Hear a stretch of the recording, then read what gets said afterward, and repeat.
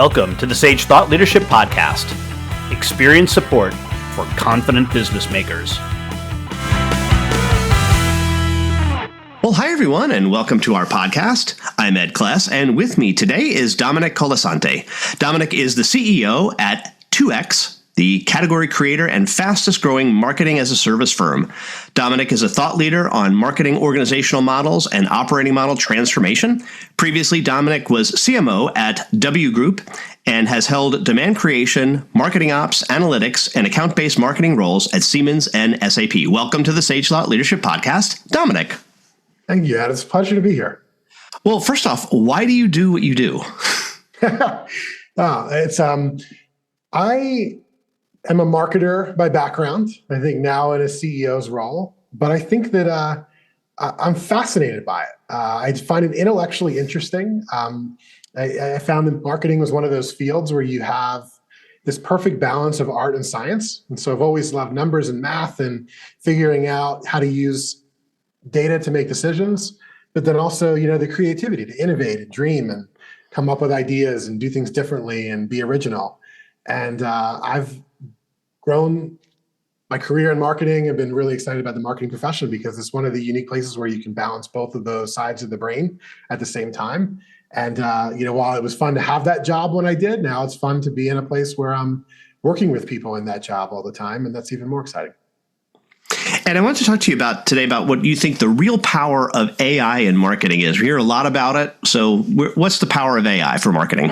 Yeah, that's a great question. There's so much discussion about the productivity lift of AI, right? And that it takes us less time to do things.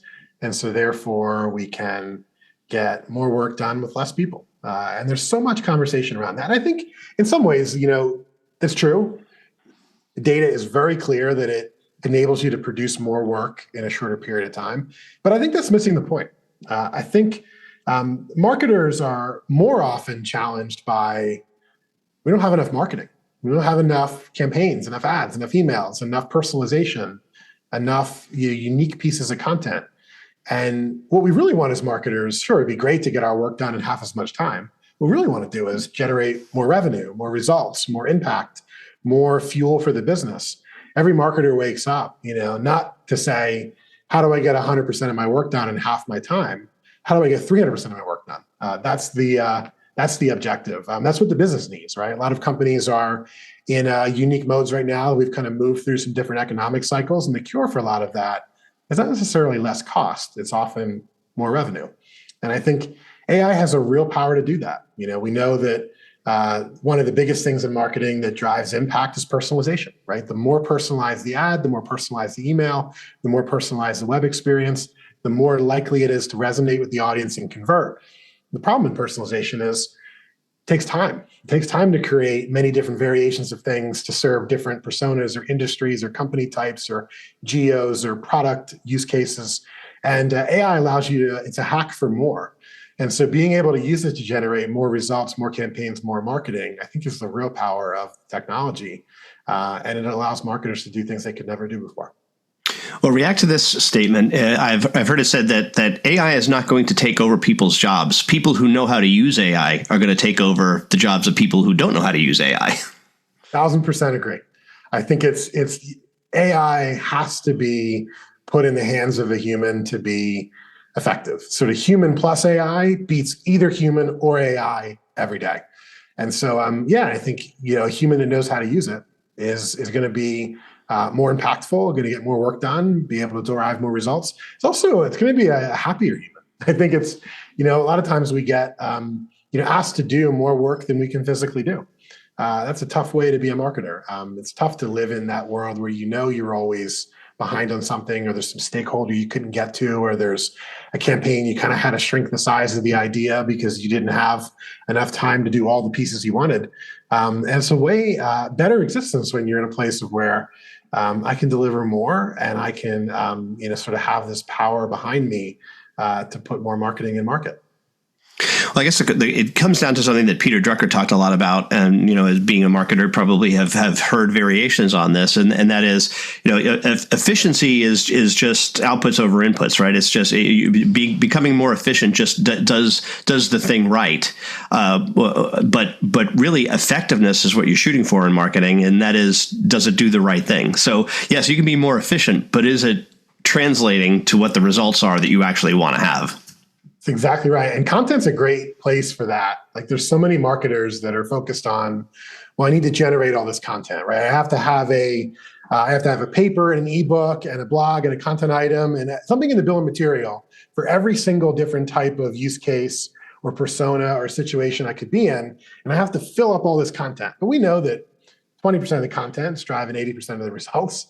And so how do we figure out what of that content is more impactful, do more of that, and focus on things that convert and things that produce the outcome? And how do I get the least amount of activities that will drive the outcome? In that type of situation, it's all about effectiveness, I think.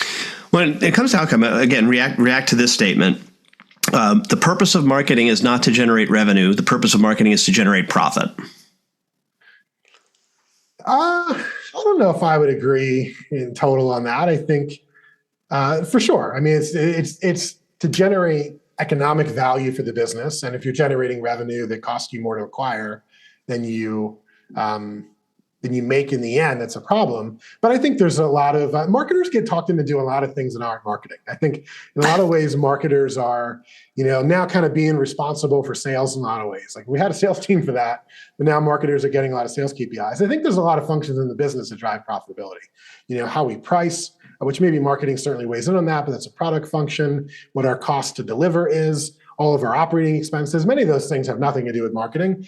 I'm sure marketing should be a good investment. Our customer acquisition cost should not significantly exceed the lifetime value of the customer, for sure. But I think it's hard to put so many different KPIs in the marketing function when they're already wearing 20 different hats and are sort of in the center of everything. I think if you have a marketing function that's generating significant amounts of revenue, that's a really good place to be. And if that revenue is not profitable, I wouldn't necessarily look to marketing as the place where the profitability needs to come from. I would wonder, how are we servicing those customers and how are we running our business? And can we make that more efficient versus always looking at the engine that's bringing the customer in to drive all the results and, be a source of cost save? It's hard to get both out of that function. And Domenic, we have an exit question that we ask all of our guests, and that is, who is a hero of yours and why are they a hero? Yeah, well, you prepped me on that question, and I appreciate that. I struggled with it. I think I've had many different heroes in many different parts of my life. And I couldn't think of one right now that I point to that's like I wake up every day wanting to focus on. So what came to mind to me was, frankly, CMOs are a hero to me right now. Probably the hardest executive job to have. It's the shortest tenure of any C-level position. And it's a situation where they've got so many different stakeholders to manage, so much change, so much, uniqueness around, the new buyer journey, the new ways that marketers are creating value, navigating the relationship with the CFO and the CEO and the board. And they come to work every day inspired to help their businesses grow. That's a hero to me. And lastly, Domenic, how can somebody contact you? You can find me on LinkedIn, if you can spell my name correctly, Domenic Colasante. All right. Domenic Colasante, CEO of 2X, thanks so much for being a guest on the Sage Thought Leadership Podcast. Thanks, Ed. Review and subscribe by searching your podcast player of choice for Sage Thought Leadership Podcast.